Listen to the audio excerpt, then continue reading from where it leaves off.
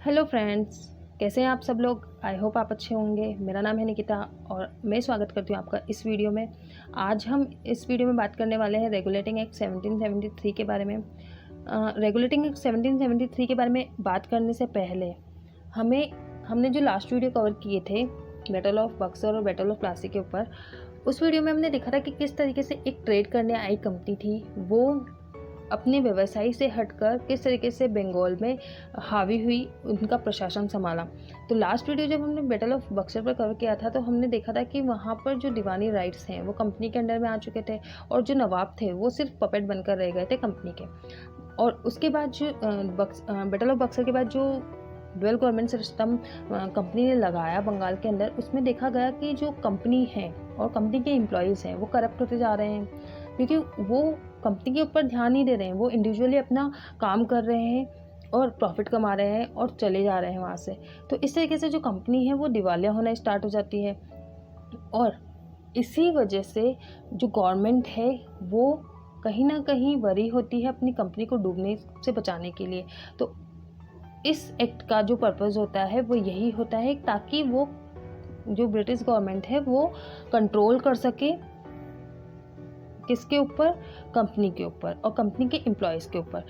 इसके अकॉर्डिंग, इस एक्ट के अकॉर्डिंग जो कंपनी के एम्प्लॉयज़ थे वो किसी भी तरीके का कोई भी प्रॉफिट जो है जो बाहर से उन्हें मिलता था वो नहीं लेंगे। किसी भी तरीके का कोई भी गिफ्ट जो है वो रेगुलेटिंग एक्ट के तहत जो भी एम्प्लॉयज़ कंपनी के अंदर वर्क करते हैं वो कोई भी एक्स्ट्रा गिफ्ट या बाहर से कोई भी मेंबर अगर उनको कोई गिफ्ट देता है तो वो बिल्कुल भी एक्सेप्ट नहीं करेंगे। इस तरीके से ये रेगुलेटिंग एक्ट जो है अप्लाई किया जाता है। लेकिन होता क्या है कि रेगुलेटिंग एक्ट में पहले जो गवर्नर्स होते थे, मद्रास प्रेसिडेंसी, बंगाल प्रेसिडेंसी और बॉम्बे प्रेसिडेंसी, ये तीनों इंडिविजुअली वर्क किया करते थे। इस वजह से क्या होता था कि ये अपने अपने रूल्स अपने अपने एरिया में अपनी अपनी सेक्टर में लगाया करते थे। लेकिन इस एक्ट के बाद, रेगुलेटिंग एक्ट के बाद, जो गवर्नर था बंगाल का उसे गवर्नर जनरल ऑफ बंगाल बना दिया गया। बाकी दोनों गवर्नर को रिपोर्ट करना था किसको, बंगाल ऑफ गवर्नर को। यानी मद्रास प्रेसिडेंसी और बंगाल प्रेसिडेंसी किसके अंडर में आ चुकी थी, बॉम्बे प्रेसिडेंसी किसके अंडर में आ चुकी थी, बंगाल प्रेसिडेंसी के अंडर में। ओके, क्योंकि अब से जो भी सुपरविजरी पावर थी वो बंगाल प्रेसिडेंसी के गवर्नर के पास आ चुकी थी और जो मद्रास प्रेसिडेंसी और बॉम्बे प्रेसिडेंसी के गवर्नर थे उन्हें रिपोर्ट करना था किसे, बंगाल के गवर्नर को।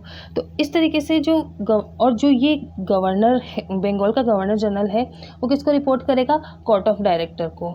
ठीक है, तो इस तरीके से पूरा एडमिनिस्ट्रेशन इन्होंने अपना बनाए हुए थे।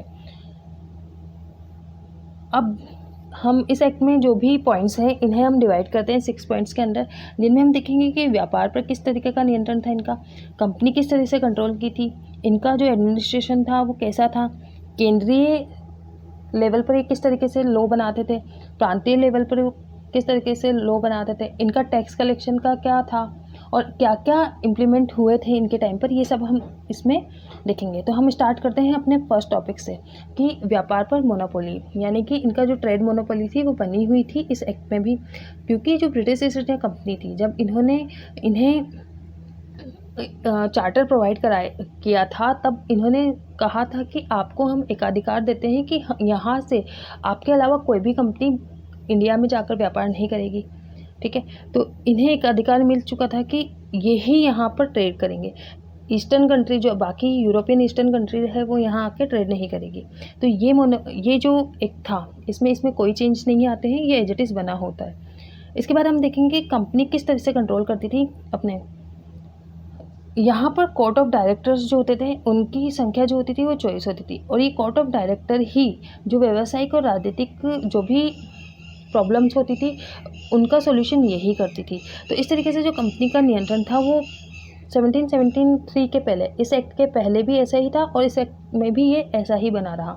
इस तरीके से जो कंपनी का नियंत्रण है वो सेम रहा, इस एक्ट में कोई चेंज नहीं किए गए। अब यहाँ पर एडमिनिस्ट्रेशन में क्या हुआ, एडमिनिस्ट्रेशन में हमने जैसा कि देखा कि जो मद्रास प्रेसिडेंसी और बॉम्बे प्रेसिडेंसी है वो किसके अंडर में आ चुकी थी, वो अंडर में आ चुकी थी बंगाल प्रेसिडेंसी के। यानी कि यहाँ पर रिपोर्ट कौन करेगा, मद्रास प्रेसिडेंसी और बॉम्बे प्रेसिडेंसी किसको रिपोर्ट करेगी, बंगाल के प्रेसिडेंसी गवर्नर को। और यहाँ जो बंगाल के गवर्नर थे उनको राइट्स दे दिए गए मतलब उन्हें कार्यकारी परिषद के मेंबर्स दिए गए, उन्हें एग्जीक्यूटिव काउंसिल दी गई जिनमें 4 मेंबर हुआ करते थे एग्जीक्यूटिव काउंसिल में। और ये जो है ये हेल्प किया करते थे किसको, गवर्नर जनरल को उनके काम में। इसी तरीके से मद्रास और जो बॉम्बे के गवर्नर्स थे उनको भी इस तरीके की एग्जीक्यूटिव काउंसिल दी गई थी। तो इस तरीके से ये एडमिनिस्ट्रेशन था इनका जो ये संभाले हुए थे। इसके अलावा जो केंद्रीय सेंट्रल लेजिस्लेचर है उसके अंदर क्या क्या चेंजेस हुए, हमने देखा था कि जो भी कोई लॉ बनाना होता है तो उसके पहले हम क्या करते हैं, एक लेटर कुछ भी एक नोट लिखते हैं, देन हम उसको इम्प्लीमेंट करने के लिए आगे प्रोसीड करते हैं जो भी जिसे भी बनाना है। तो इस तरीके से बंगाल प्रेसिडेंसी क्या करती थी, अपनी एग्जीक्यूटिव काउंसिल के साथ मिलकर बिल जो है उस पर वोटिंग करवाती थी। उस वोटिंग के बिहाफ पर क्या होता था कि अगर वोट पक्ष में जाता है तब तो वो क्या बन जाएगा, वो लॉ बन जाएगा। लेकिन अगर वोट जो है वो पक्ष में नहीं होते हैं, यानी कि अगर एग्जीक्यूटिव काउंसिल के जितने मेंबर होते हैं 4 मेंबर्स में अगर 2 मेंबर्स भी गवर्नर जनरल के साथ होते हैं तो वो जो बिल होता है वो एक्ट बन जाता है। लेकिन अगर नहीं होते हैं, सिर्फ 3 लोग एक ही लोग जो है, एक ही जो मेंबर है वो किसके साथ है, बंगाल प्रेसिडेंट जो गवर्नर है उसके साथ है, तो उस केस में जो बिल है वो खारिज हो जाता है। तो इस तरीके से जो सेंट्रल लेजिस्लेचर है वो इस तरीके से लॉ बनाती थी। यहाँ जो प्रांतीय विधायिका थी, यानी कि जो स्टेट लेजिस्लेचर थी, वो भी इसी तरीके से लॉ बनाती थी, लेकिन वो अपनी ही टेरिटरी पर अप्लाई होता था।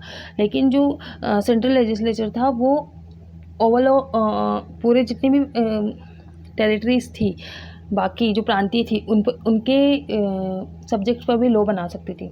इसके अलावा हम देखेंगे कि किस तरीके से जो राजस्व था वो टैक्स कलेक्ट किया जाता था इनके टाइम पर।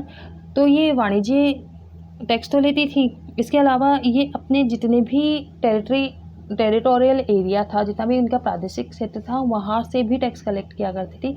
इसके अलावा इनके पास नमक जो है, नमक टैक्स सॉल्ट टैक्स भी ये लगाया करती थी, यानी नमक कर ये लगाया करती थी, वहाँ से इनको प्रॉफिट हुआ करता था। तो इस तरीके से इनका राजस्व जो था वो चल रहा था। ये जो था इसमें कोई चेंजेस नहीं हुए, ये एज इट इज़ बना हुआ था। इसके अलावा रेगुलेटिंग एक्ट में क्या हुआ था कि 1774 में कोलकाता के अंदर एक उच्चतम न्यायालय की स्थापना की गई थी। तो ये हमारा पूरा रेगुलेटिंग एक्ट इस वीडियो में कवर होता है। आई होप आपको समझ आया होगा। अगर आया है तो प्लीज़ इसे लाइक शेयर करना बिल्कुल ना भूलें। Thank you so much.